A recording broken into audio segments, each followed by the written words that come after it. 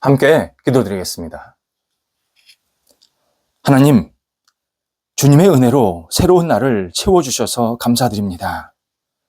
새로운 영혼과 새로운 생각으로 오늘도 힘차게 생활하도록 인도하옵소서. 삶에 생긴 난관들을 주님의 빛과 희망으로 극복하게 하옵소서. 꼬인 문제들은 풀리게 하시고 답답한 상황들은 열리게 하옵소서. 기도하며 기도했던 일들이 하나씩 주님의 뜻 안에서 이루어지게 하옵소서. 넘기 어려운 장벽을 성령께서 채워주시는 삶의 바퀴로 거뜬히 통과하게 하옵소서. 주님의 이름만이 오늘 저희 삶에 온전히 드러나 주옵소서. 병상에 있는 사랑하는 환우들을 붙잡아 주옵소서. 주님의 은혜 자비를 오늘도 기다리오니 치유하소서, 역사하소서, 회복해 하소서, 나아지게 하옵소서. 가정에서 안정 취하시고 병원에서 계속 진찰과 치료받는 과정 속에 있는 환우들 한 분 한 분이 하나님을 바라보게 하시고 오늘도 주님이 주시는 놀라운 능력의 손길로 우뚝 세워지도록 인도하옵소서. 옆에서 기도하시는 가족들 붙잡아 주셔서 하나님의 손길로 위로해 주시고 믿음 주시고 삶의 터전도 안정되게 해주셔서 여러 가지 역할들을 감당할 때에 부족하지 않도록 역사하여 주옵소서. 자녀들 하나님의 사람으로 오늘도 굳건히 세워지게 하옵소서. 영육간에 강건하게 하시고 열정이 있게 하시고 꿈이 있게 하시고 주님이 주시는 능력의 말씀으로 채움받아서 오늘도 주님과 함께 마음껏 쓰임받는 한 날 되게 하옵소서. 어린 자녀들 예수님 안에서 예수님 닮아가는 성정이 계속 있게 하시고 평생 주님 안에 거하는 복이 있게 하옵소서. 공부하는 자녀들 함께 하셔서 학업에 임할 때 집중하게 하시고 최선을 다하게 하옵소서. 진학을 앞둔 자녀들, 여러 가지 시험을 앞둔 자녀들, 또 개인적인 준비를 하고 있는 자녀들 하나하나 붙잡아 주셔서 주님의 주시는 능력으로 모든 것을 감당하여 좋은 결실이 맺혀지게 하시고 하나님께 영광되는 학업의 시간 되도록 인도하여 주옵소서. 부족한 거 주님께서 채워지게 해주셔서 공부할 때마다 마음의 기쁨과 감사가 넘쳐나게 하시고 이 공부 시간을 소중히 여기는 하나님의 사람들이 되도록 인도하옵소서. 일, 만남, 또 장래 여러 가지 생활에 대한 고민을 가지고 있는 자녀들, 또 독립한 세대들 함께 해주셔서 주님의 능력으로 우뚝 세워지게 하시고 문이 열리게 하시고 안정되게 하시고 하나님의 뜻을 이룰 수 있는 모든 여건들이 주장되도록 인도하여 주옵소서. 어떻게 생활해야 할지 계속 기도하면서 길을 찾게 하여 주시옵시고 만남의 분복도 있게 하시고 하나님 앞에서 쓰임받는 복 있는 인생이 계속 이어지게 하옵소서. 일터를 붙잡아 주옵소서. 일터에 거룩한 꿈이 있게 하옵소서. 하나님이 주시는 능력으로 꿈을 갖고 도전할 수 있게 해주셔서 문이 열리게 하시고 한 발자국 한 발자국 나아가게 하시고 담대하게 하시고 좋은 결실이 맺혀질 수 있도록 하나님께서 친히 은총을 베풀어 주옵소서. 우리 성도들의 일터가 하나님 나라에 크게 쓰임받는 터전되게 하시고 주님을 높여드리게 하시며 하나님 앞에서 마음껏 영광을 돌려드리게 어려움이 없는 하나님의 역사하시는 일터가 될 수 있도록 인도하여 주시옵소서.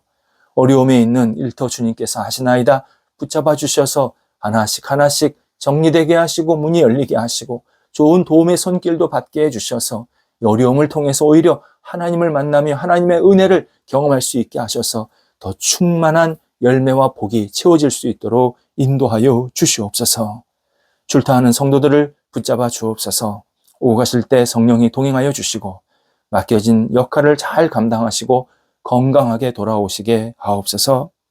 하나님, 저희 대한민국의 지도자들을 위해서 기도드립니다.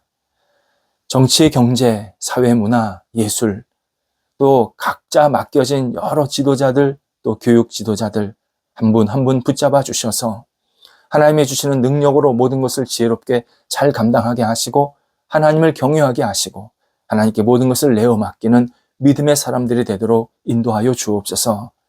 잘못된 판단을 멀리하게 하시고 국민들을, 백성들을, 그리고 속한 모든 구성원들을 소중히 여기며 사랑하는 마음으로 섬길 수 있게 해주셔서 저희 대한민국이 지도자들을 통해서 우뚝 세워지게 하시고 하나님께 영광 드는 귀한 대한민국 계속 진행될 수 있도록 하나님께서 친히 함께하여 주옵소서.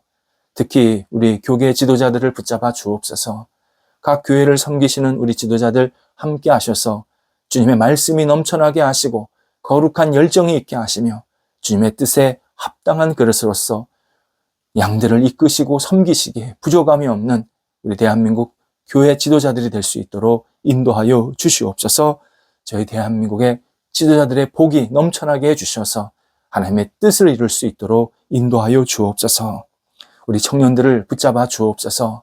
대한민국 청년들 또 저희 교회 청년들 함께 해주셔서 하나님의 뜻과 영광을 위해서 쓰임받게 도와주시고 꿈이 있게 하시고 도전하게 하시고 좋은 만남을 통해서 하나님을 영화롭게 하는 청년들이 날마다 채워지게 하시고 우리 청년들이 대한민국을 세우고 섬기는데 부족함이 없도록 인도하여 주시옵소서.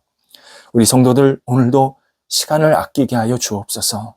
주신 기회 시간을 소중히 여기면서 한 발자국 한 발자국 하나님과 동행하면서 맡겨진 소임들을 잘 감당하시는 지혜로운 우리 성도들로 오늘 세워지게 하옵소서. 예수님의 이름으로 기도드립니다. 아멘. 오늘 우리에게 주시는 하나님의 말씀은 신약성경 마태복음 13장 22절 말씀입니다. 마태복음 13장 22절입니다. 살아계신 하나님의 말씀을 봉독합니다. 가시떨기에 뿌려졌다는 것은 말씀을 들으나 세상의 염려와 재물의 유혹에 말씀이 막혀 결실하지 못하는 자요. 아멘. 데살로니가 전서 5장 14절에는 5가지의 영적인 어려움을 겪는 사람들이 나옵니다. 오늘은 2번째로 마음이 약한 사람입니다. 마음이 약하다. 신앙생활 하면서 시험에 들었거나 삶의 다양한 문제 때문에 염려가 생긴 사람을 말합니다. 예수님께서 말씀하신 비유 가운데 독특한 내용이 씨 뿌리는 자의 비유입니다. 농부가 씨를 뿌렸는데 길가, 돌이 많은 밭, 가시들이 가득 찬 곳, 좋은 땅 이렇게 4군데에 뿌렸다고 말씀을 하십니다. 길가란 씨를 뿌려서는 안 되는 곳입니다. 사람들이 막 지나다니고 요즘 말로 하면 이 도로 위인데 도로 위에 씨 뿌리면 어떻게 씨가 자라겠습니까? 씨를 뿌리면 안 되는 장소입니다. 돌이 많은 밭이란 아직 정돈되지 않은 곳입니다. 씨는 뿌릴 수 있는 장소지만 좀 돌도 걷어내야 되고 정토 작업을 좀 해야 그리고 뿌릴 수 있는 아직 미비한 장소를 말합니다. 가시들이 가득한 곳이란 씨가 자라는데 큰 방해가 일어나는 곳입니다. 역시 가시도 좀 제거해 주어야 합니다. 좋은 땅은 씨가 잘 자라서 열매를 맺는 장소입니다. 여기서 예수님께서 말씀하신 이 씨앗은 주님의 진리, 주님의 복음, 주님의 은혜, 사랑 등을 말합니다. 그리고 밭은 인간의 그 사랑과 복음을 받아들이는 인간의 영적인 상태를 말합니다. 그런데 우리가 질문을 할 수밖에 없는 문제가 있습니다. 정말 농부가 이렇게 아무렇게나 씨를 뿌리는가? 농부가 씨를 뿌리면서 길가에 뿌리는 사람이 있나? 돌밭에 뿌리는 사람이 있나? 가시떨기에 뿌리는 사람이 있나? 우리는 이 부분에 대해서 좀 진지하게 생각할 필요가 있습니다. 농부에게 씨앗은 자식과 같은 대상입니다. 씨앗을 함부로 남용하지 않습니다. 그 귀한 씨앗을 아무데나 뿌린다고 말씀하시는 겁니다. 그렇다면 씨를 뿌린 농부가 잘못 뿌린 것 아닌가? 씨를 받아들이는 이 사람의 영적 상태는 둘째치고 그게 핵심이 아니라 농부가 처음서부터 씨앗을 지금 잘못 뿌린 것은 아닌가? 책임이 농부에게 있는 것 아닌가? 우리는 이 질문을 할 수밖에 없습니다. 그런데도 예수님은 분명히 아무데나 진리의 씨앗을 뿌리신다 말씀하십니다. 그렇다면 의미하는 바는 분명합니다. 예수님은 진리의 말씀을 듣게 하시고 은혜를 주실 때 차별하지 않으신다. 이걸 강조하고 계십니다. 이 사람이 봐서 내가 주겠다, 안 주겠다. 그렇게 구별하시지 않는다는 겁니다. 먼저 은혜, 먼저 사랑, 먼저 진리의 말씀을 쏟아 부신다는 겁니다. 예수님은 죄인인 우리 모두에게 먼저 말씀을 듣게 하시고, 먼저 은혜를 받게 하시고, 먼저 사랑을 받게 하신다. 약속하십니다. 그런데 인간인 우리가 영적인 상태가 불완전하고 미흡해서 이 진리와 사랑, 은혜를 제대로 소화하지 못하고 있는 상황이다 말씀하십니다. 그래서 지금도 예수님은 진리와 은혜를 모든 사람들에게 계속 쏟아붓고 계십니다. 진리와 사랑이 아깝지가 않아서가 아니라 이렇게 쏟아부어야 그 사람들 가운데 예수를 믿는 사람들이 생긴다는 것을 아시기 때문입니다. 이때 가시가 많은 땅은 본문에 의하면 세상의 염려와 재물의 유혹에 빠진 사람이라고 말씀해 주십니다. 바로 이런 사람이 데살로니가 전서에서 언급하고 있는 두 번째, 마음이 약한 사람입니다. 마음이 약하다. 결국 세상의 염려에 빠져 있고 세상의 물질의 유혹에 빠져서 헤어나오지 못하는 사람을 말합니다. 예수님의 말씀과 은혜를 받으면서도 여전히 자기 마음속에 생긴 이 재물에 대한 유혹, 염려해서 벗어나질 못해서 말씀을 들으면서도 늘 염려하고 진리를 들으면서도 진리 아닌 것에 자꾸 마음을 빼앗기는 사람들입니다. 보이지 않는 영적인 세계가 훨씬 중요하고 큰데 이 세계를 제대로 받아들이지 못하는 사람들입니다. 그러면서 눈에 보이는, 손에 잡히는 것이 다라고 생각하면서 자꾸 예수님의 은혜와 진리를 저버리려고 하는 사람입니다. 우리는 실제로 예수님의 진리, 은혜, 사랑 없이는 한순간도 살 수 없습니다. 그럼에도 불구하고 그러한 은혜와 사랑을 더욱 구하거나 간절히 사모하지를 못하고 세상에 매몰되어서 계속 거기서 벗어나지 못하고 염려하고 또 염려하고 물질이나 다양한 일 때문에 내가 계속 유혹을 받아서 무너지는 사람. 그것이 마음이 약한 사람입니다. 마음이 약한 사람, 영적인 능력을 소홀히 여기게 됩니다. 영적인 도전이나 모험심이 없습니다. 마음이 약한 사람은 그건 해도 안 돼. 그런 식으로는 한 적이 없어. 자꾸 자기 생각에 빠지고 자기 경험에 빠져서 움직이지 않으려고 합니다. 작은 변화라도 거부합니다. 모든 일에는 위험이 있습니다. 그런데 유익도 있습니다. 버스를 타고 가면 사고 날 위험이 있는 겁니다. 그런데 빨리 갈 수도 있습니다. 하지만 마음이 약한 사람들은 유익보다는 위협을 더 크게 보고 두려워합니다. 이들은 걱정이 많고 부정적이며 자주 절망합니다. 작은 실패라도 하면 거봐, 내가 그럴 줄 알았어 하면서 풀이 확 죽으면서 부정적인 시각에서 벗어나지 못합니다. 하나님이 주시려는 복을 받을 준비가 전혀 되어 있지 않은 사람입니다.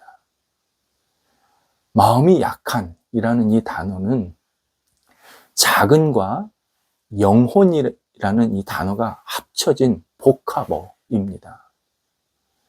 영혼이 작디 작아서 모래알 하나도 제대로 들어가지 못하는 상태를 말합니다. 이 반대말이 통이 큰, 담대한입니다. 메갈로 푸시케도 이렇게 표현하는데요. 신앙인은 영적으로 통이 커야 하나님이 거기에 은혜를 가득 부으십니다. 그래서 은혜를 더 누리게 만드십니다. 인도의 아주 유명한 성인 내지는 존경받는 지도자였던 간디. 그는 성숙한 인품을 가졌다고 많은 사람들에게 인정받고 칭찬을 받았습니다. 간디는 자기 이름 앞에 마하트마라는 단어를 붙이기를 좋아했다고 합니다. 간디의 원래 이름이 모한디스 간디입니다. 그런데 사람들은 그의 성품을 보고 또 본인도 자신이 그렇게 살고 싶다라는 표현으로 마하트마라는 이름을 붙여서 마하트마 간디, 그런 이름을 더 선호하게 되었습니다. 마하트마, 인도어로 크나큰 위험을 감수할 줄 아는 사람이라는 뜻입니다. 크나큰 위험을 감수할 줄 아는 사람. 그는 평소 모험 없이는 승리를 맛볼 수 없다라고 가르쳤습니다. 그가 비폭력을 주장한 것도 그런 연유였습니다. 비폭력, 굉장히 위험합니다. 모험입니다. 상대방이 나를 공격하는데 나는 비폭력이다. 굉장히 위험한 겁니다. 그런데 그 비폭력을 감수해야 나중에 열매가 크다라는 사실을 알았기 때문에 그는 계속 비폭력을 주장하게 되었습니다. 바울은 마음이 약한 사람을 격려하라고 해결책을 알려줍니다. 격려, 누구와 나란히 서서 말하고 걷는다라는 뜻입니다. 상대방이 걱정하거나 우울해하거나 낙심한 상태에 빠져 있다면 그에게 다가가서 그와 친밀한 관계를 맺으면서 손을 잡고 같이 걸어간다라는 의미입니다. 너 왜 그렇게 무서워해? 왜 이렇게 염려해? 비난하지 말고 하나님의 말씀으로 소망을 주면서 위로하고 기운을 불어넣어주고 같이 걸으면서 우리 염려를 이겨냅시다. 염려할 수 있지만 다시 일어나야 합니다. 라고 계속 시간을 주면서 같이 극복할 수 있도록 도와주는 것. 이것이 격려라는 표현입니다. 격려 중에 가장 큰 격려는 하나님께서 모든 것을 주관하신다. 하나님의 주권을 알려주는 태도에 있습니다. 인간이 걱정한다고 이루어지는 일 없습니다. 예수님도 말씀하셨지만 내가 걱정한다고 머리카락 하나 자라지 않는 것이고 키 한 자 커질 수가 없습니다. 예수님께서 십자가에 죽으셨습니다. 그런데 부활을 통해서 인류의 구원을 이루십니다. 마찬가지로 하나님은 당신이 사랑하는 자녀들을 끝까지 인도하시는 분임을 우리는 주변 사람들과 함께 나누고 상기해야 합니다. 그러면서 격려해야 합니다. 남들과 똑같이 반응하는 것, 누구나 할 수 있습니다. 염려가 생기고 어떤 유혹을 받아서 넘어지는 것, 그건 누구나 다 할 수 있습니다. 하지만 중요한 가치를 두고 행동하는 것은 어렵습니다. 하지만 그렇게 행동하면 열매가 커집니다. 하나님께서 열매를 크게 채우십니다. 우리 눈앞에 있는 어떤 위험, 염려, 재물의 유혹, 두려움, 굉장히 큰 것처럼 보여도 하나님께서 우리의 주인이심을 고백하면서 주변 사람들을 격려하면 그러한 위험이나 두려움이나 재물의 유혹보다 훨씬 큰 열매가 우리 삶에 채워지게 하십니다. 우리는 이것 없으면 못 살 것처럼 생각되지만 하나님을 신뢰하면 그것 없어도 살 수 있게 만드십니다. 그래서 하나님이 내 인생의 주인이시구나, 하나님이 나를 온전히 이끌어 가시는구나 계속 깨닫게 만드십니다. 그래서 마음이 약한 자를 옆에서 격려하는 사람, 그러면 격려하는 나도, 그리고 마음이 약한 사람이 다시 힘을 얻어서 격려받아서 다시 하나님을 바라보는 그 상황, 이 모든 과정들을 통해서 하나님께서 감사의 고백을 하게 만드십니다. 우리 마음 약하게 가지면 안 됩니다. 하나님이 나의 주인이십니다. 우리 다 맨몸으로 태어났습니다. 그런데 지금 이 자리까지 이렇게 살게 하고 계십니다. 하나님께 맡기면 우리의 모든 염려나 걱정거리, 세상의 재물에 대한 어떤 두려움들 다 이겨내게 하시면서 하나님이 기뻐하시는 모습대로 끝까지 인도한 받게 만들어 주십니다. 그래서 교회 안에서 진정한 감사가 넘치게 만드십니다. 기도하겠습니다. 하나님, 저희의 마음이 약해질 때 성령께서 저희들을 굳건히 세워 주옵소서. 저희 옆에서 위로하고 격려하는 좋은 신앙의 동료들이 많이 생기게 해주셔서 제 연약한 마음이 물러가게 하시고 강건한 마음으로, 힘 있는 마음으로 다시 설 수 있도록 인도하여 주옵소서. 그리하여 감사의 고백이 저와 주변에 가득가득 있게 하여 주옵소서. 예수님의 이름으로 기도드립니다. 아멘.